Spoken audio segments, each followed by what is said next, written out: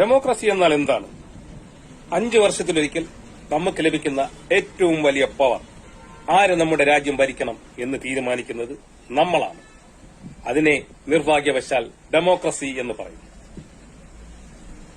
നമ്മുടെ അടുക്കലേക്ക് വളരെ വിനീതമായി നമ്മളോട് വോട്ട് തേടി വരുന്ന നമ്മുടെ സഹോദരങ്ങൾ, നമ്മൾ അവരെ അധികാരത്തിലേറ്റി അവർ അധികാരികളായി മാറിക്കഴിഞ്ഞാൽ അവർ നമുക്ക് അനുയോജ്യമല്ലെങ്കിലോ 5 വർഷം വരെ നമ്മൾ കാത്തിരിക്കണം.